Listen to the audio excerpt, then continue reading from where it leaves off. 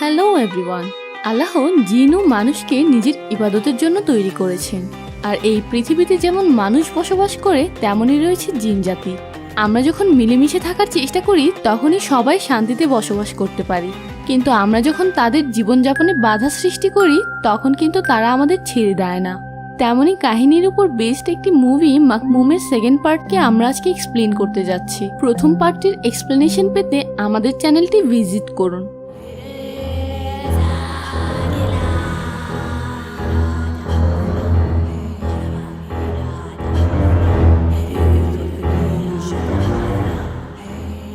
তো কাহিনীর শুরুতেই দেখা যায় মুভির প্রথম অংশে আমরা যে ডরমেটরি দেখতে পাই সেটির একটি রুমে রিনি দাঁড়িয়ে নিজের পরিবারের ফটোজ দেখছিল, যেখানে তাকে তার স্বামী ও একমাত্র ছেলে হাফিজ সহ দেখা যাচ্ছিল।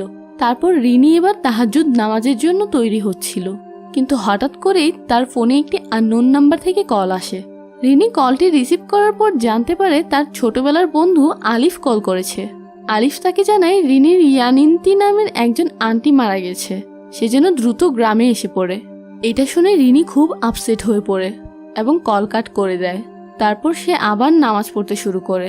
নামাজে দাঁড়ানোর পর থেকে তার ফিল হতে থাকে কোনো মাকমুম বা ফলোয়ার তাকে ফলো করে নামাজ পড়ছে। তাই সে ভয়ে ভয়ে নামাজ শেষ করে পিছনে তাকায়, কিন্তু পিছন ফিরে সে কাউকেই দেখতে পায়নি। তার পরের দিন রিনি হাফিজকে নিয়ে তার গ্রামের উদ্দেশ্যে রওনা দেয়। গ্রামে যাওয়ার জন্য সে প্রথমে একটি বাস আর তারপরে বাইকে চড়ে যাচ্ছিল, কেননা তাদের গ্রাম ছিল শহর থেকে অনেক দূরে, বিশাল পাহাড়ের মাঝে ঘন জঙ্গলে। বাইকে যেতে যেতে সে চালক থেকে জানতে পারে তাদের গ্রাম খুব অদ্ভুত ধরনের। সেখানে অনেক বছর ধরে বৃষ্টি হয়নি, আর সেখানে এখনো ইলেকট্রিসিটিও পৌঁছায়নি, এমনকি তারা সেখানে নেটওয়ার্কের সিগন্যালও পায় না। তারপর আমাদের রিনির গ্রামের সিন দেখানো হয়, যেখানে একজন স্টাফ মেম্বার সেই গ্রামে ইলেকট্রিসিটি জেনারেট করতে চাইছিল। তাই সে গ্রামবাসীদের ইলেকট্রিসিটি হওয়ার সুবিধা সম্পর্কে জানাচ্ছিল। সেখানকার লোকেরা মসজিদের ইমামকে উস্তাদ বলে ডাকে, তো তাদের উস্তাদ বলে তাদের উইদাউট ইলেকট্রিসিটি কোনো অসুবিধা হয় না, আর তারা নিজেদের জীবন নিয়ে সুখেই আছে। তার কথা মেনে বাকি গ্রামবাসীও সেম কথাই বলে। তারা স্টাফ মেম্বারকে সেখান থেকে চলে যেতে বলে। স্টাফ মেম্বার চলে যাওয়ার পর উস্তাদ সেখানের একজন লোক মিস্টার কিকে এই ব্যাপারে জিজ্ঞেস করে। সে বলে, আমি তোমাদেরকে এর আগেও আমার ওপিনিয়ন দিয়েছিলাম, বলেছিলাম জঙ্গলের গাছটি কেটে মসজিদ না বানাতে, না হলে সবাই বিপদে পড়বে, কিন্তু তুমি আমার কথা পাত্তা দাওনি। এখন এই ব্যাপারে আমি কিছুই জানি না। তারপর আলিফ ও উস্তাদকে বোঝাতে থাকে যে তাদের গ্রামে ইলেকট্রিসিটির খুব প্রয়োজন, কেননা সেখানে পুকুর ও নদীর পানি খারাপ হয়ে গেছে বৃষ্টি না হওয়ার কারণে। তারা আবার ওয়াটার পাম্প দিয়ে সবকিছু ঠিক করতে পারবে। কিন্তু উস্তাদ আলিফের কোনো কথা মানেনি। এদিকে রিনি গ্রামে পৌঁছে গেছে। সেখানে এসেই সে মিস ইনান্তির শোকসভায় সামিল হয়ে পড়ে। মিসেস ইনান্তিকে দাফন করতে যাওয়ার পথে দুইজন মহিলা নিজেদের মাঝে বলাবলি করছিল। মিসেস ইনান্তির মৃত্যু নর্মাল ছিল না, সে গ্রামের ফরবিডেন জঙ্গলে একা গিয়েছিল, আর তাই সেখানে থাকা একটি খারাপ আত্মা নীল লাওয়ে তাকে মেরে ফেলে। গ্রামের ফরবিডেন ফরেস্টটিতে কারো যাওয়ার অনুমতি ছিল না, কারণ সেখানে গ্রামের মৃত লোকদের দাফন করা হতো, আর তারা বিশ্বাস করত সেখানে কেউ একা গেলে নীল লাওয়ে নামের খারাপ আত্মা তাকে মেরে ফেলে। মিসেস ইনান্তিকে দাফন করার পর রিনি আলিফের সাথে দেখা করে। আলিফ তখন তার পরিবার সম্পর্কে জানতে চায়। রিনি তখন বলে তার হাজবেন্ড 3 বছর আগে মারা গেছে, আর সে এখন তার ছেলে হাফিজকে নিয়ে একাই থাকে। তারা কথা বলতে বলতে জঙ্গলের সামনে হওয়া মসজিদটি দেখছিল। এর মধ্যে হাফিজ জঙ্গলের ভিতরে চলে যেতে নিচ্ছিল, কিন্তু রিনি তখন দেখে ফেলায় হাফিজকে থামিয়ে দেয় আর তাকে বুঝিয়ে বলে কখনো এই জঙ্গলের ভিতরে না যেতে। রাতের বেলায় দেখা যায় হাফিজের সেখানে আর ভালো লাগছিল না, কেননা সেখানে ইলেকট্রিসিটি বা নেটওয়ার্ক কিছুই ছিল না, আর তাই সে সেলফোন ইউজ করতে পারছিল না। রিনি হাফিজকে বলে তাদের আরো 1 সপ্তাহ এখানে থাকতে হবে, আর তারপরেই তারা এখান থেকে চলে যাবে। সে আরো বলে হাফিজ যেন সেখানের বাচ্চাদের সাথে খেলাধুলা করে, তাহলেই তার সময় কেটে যাবে। এবার মাঝরাতে দেখা যায় রিনি নামাজ পড়া শুরু করে, আর ঠিক তখনই মাকমুম আত্মাটি আবার তাকে ডিস্টার্ব করতে থাকে। মাকমুম রিনিকে বারবার নাম নিয়ে ডাকছিল, আর রিনি যখন নামাজ শেষ করে উঠে তখন তার হিজাবটি মানুষের শেপে হাওয়াতে ভাসছিল। সে ভয়ে দৌড়ে অন্য রুমে যেতে নিলে হঠাৎ মাকমুম তার সামনে এসে পড়ে। এবার রিনি হাফিজের রুমে দেখতে যায় হাফিজ ঠিক আছে কিনা। হাফিজ তখন ঘুমাচ্ছিল, তাই রিনি রুমের ল্যাম্প অফ করে সেখান থেকে চলে যায়। রিনি চলে যাওয়ার পর আমরা দেখতে পাই ল্যাম্পটি আবার জ্বলে ওঠে, আর হাফিজ তার বেডের নিচ থেকে কিছু আওয়াজ শুনতে পাচ্ছিল। হাফিজ আওয়াজটি চেক করার জন্য বেডের নিচে তাকাতেই মাকমুমকে দেখতে পায়। এতে হাফিজও অনেক ভয় পেয়ে যায়। পরের দিন রিনি ঘুম থেকে উঠে কুয়ো থেকে পানি তুলছিল। পানি একদম ময়লা ছিল এবং তখন বালতিতে হঠাৎ রিনি আবার সেই মাকমুমটির ঝলক দেখতে পায়। এবার সে পরিষ্কার পানির খোঁজ করতে প্রতিবেশী লাস্ত্রীর বাসায় যায়।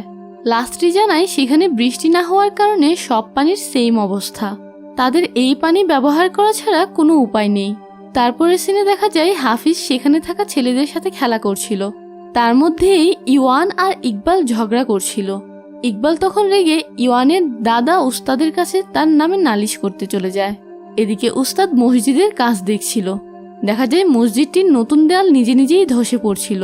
শ্রমিকরা বুঝতে পারছিল না ভালো কোয়ালিটির জিনিসপত্র ব্যবহার করার পরও কিভাবে দেয়াল ধসে গিয়েছিল। হাফিজ জঙ্গলটির সামনে একটি বাচ্চার সাথে খেলছিল। বাচ্চাটি পা টেনে টেনে হাসছিল, কেননা বাচ্চাটির একটি পা খোঁড়া ছিল। একটা সময় বাচ্চাটি জঙ্গলের ভিতরে চলে যায়। হাফিজ বাচ্চাটিকে থামাতে জঙ্গলের কাছাকাছি চলে যায়। ঠিক তখনই ইওয়ান আর ইভান তাকে থামিয়ে দেয়।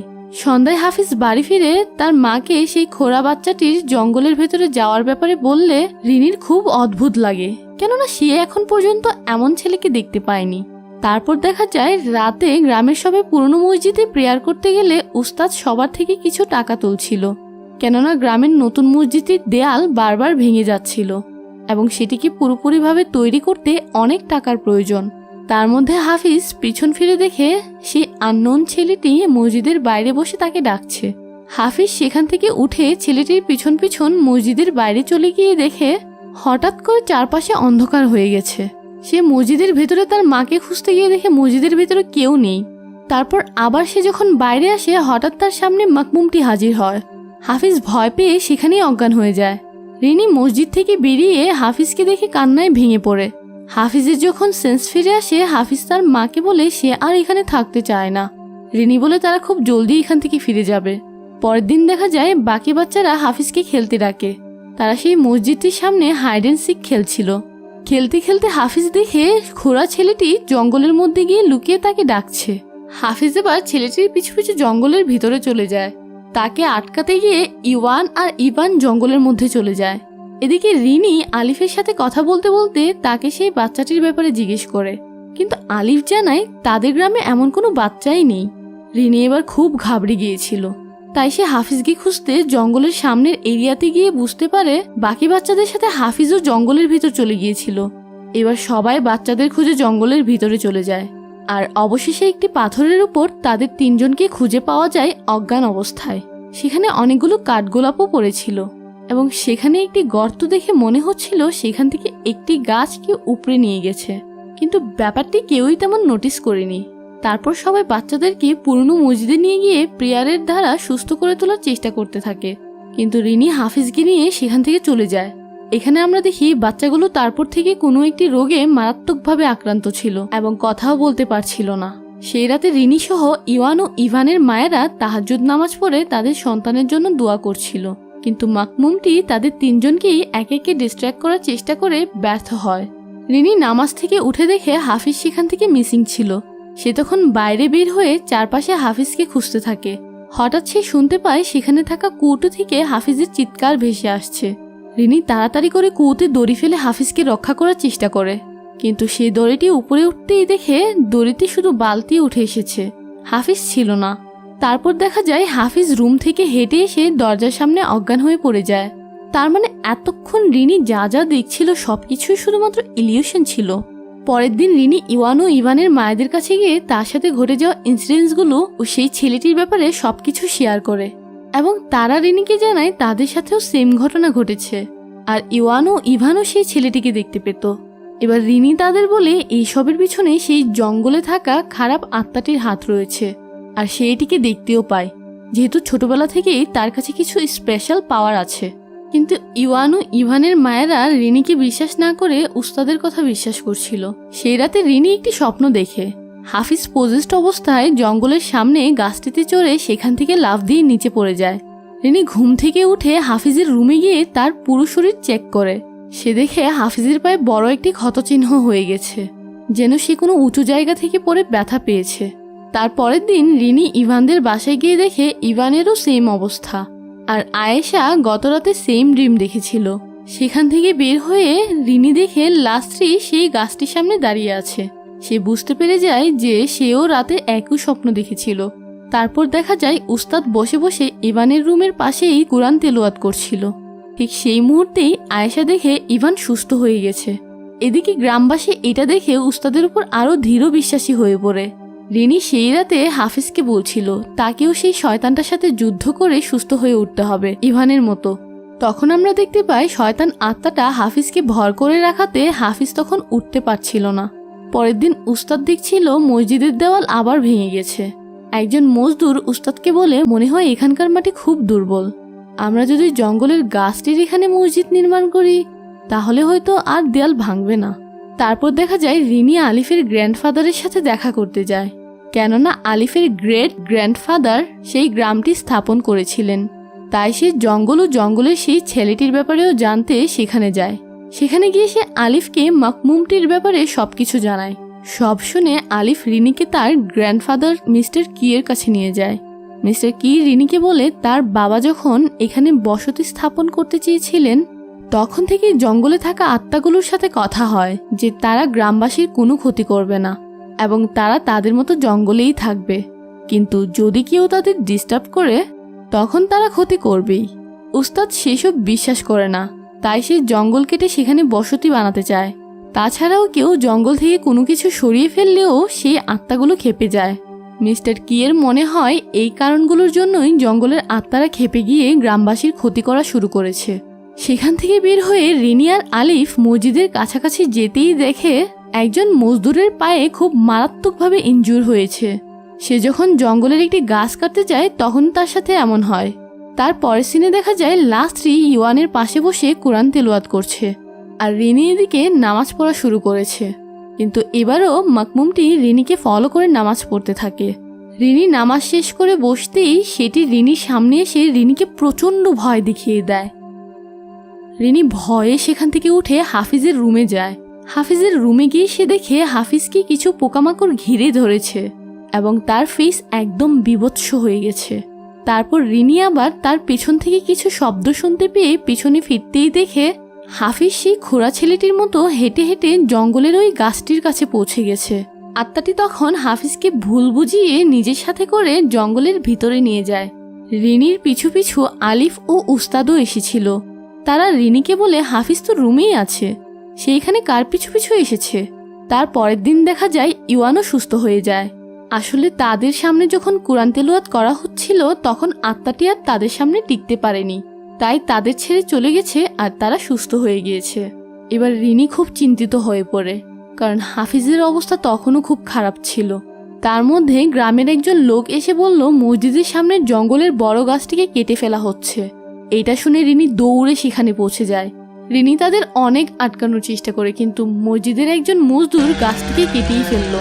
সেই পর্যায়ে আমরা দেখতে পাই আত্মাটি এবার রিনিকেও পজেস্ট করে ফেলেছে। গাছটি কেটে ফেলার পরপরই হাফিজ একদম সুস্থ হয়ে যায়। আসলে আত্মাটি তাদের ভ্রমে ফেলে দিয়েছে। তা দেখে সবাই খুব খুশি হয়ে যায়।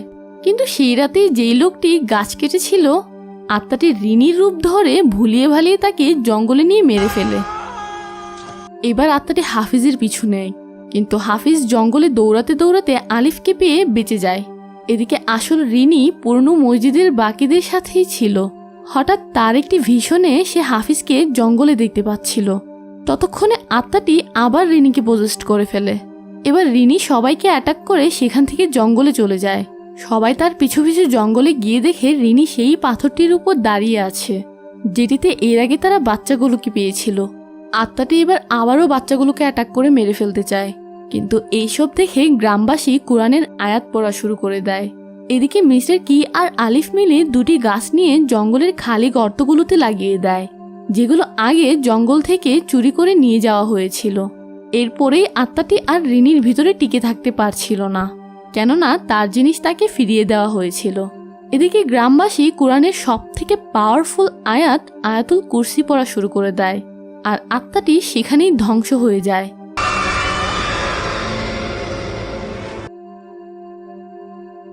এতে সবকিছু আবার নর্মাল হয়ে যায়। এরপর কিছুদিন পরের সিন দেখানো হয়। নতুন মসজিদটি পুরোপুরিভাবে তৈরি হয়ে গেছে। তারা ইলেকট্রিসিটি না ব্যবহার করলেও সোলার প্যানেল ব্যবহার করা শুরু করে দেয়। গ্রামের সবাই মিলে নতুন মসজিদটিতে বৃষ্টি পড়ার জন্য প্রার্থনা করছিল। এর কিছুক্ষণ পরেই সেখানে বৃষ্টিপাত শুরু হয়। আলিফ রিনিকে এবার তার ডরমিটরিতে দিতে যাচ্ছিল, কিন্তু বৃষ্টির কারণে তারা মাঝপথেই থেমে পড়ে। সেখানে আমরা দেখি আলিফ রিনিকে বিয়ের প্রস্তাব দেয়, আর রিনি তাতে রাজিও হয়ে যায়, কেননা তারা অনেক আগে থেকেই একে অন্যকে পছন্দ করত। আর শেষে দেখা যায় রিনি আলিফকে তার ফ্রেন্ড নিংসির কথা বলছিল। তখনই রিনি সেখানে নিংসির আত্মাকেও দেখতে পাচ্ছিল। আর এখানেই মুভির হ্যাপি এন্ডিং। মুভিটির দুটি পার্টসই আমার কাছে কিন্তু দারুণ লেগেছে। আপনাদের কাছে মুভিটি কেমন লেগেছে তা আমাদের কমেন্ট করে জানাতে ভুলবেন না। আর প্রথম পার্টটি মিস করে গেলে আমাদের চ্যানেলে আপনারা এক্সপ্লেনেশন ভিডিওটি পেয়ে যাবেন। এমন আরও ভিডিও পেতে আমাদের পাশেই থাকুন। ধন্যবাদ।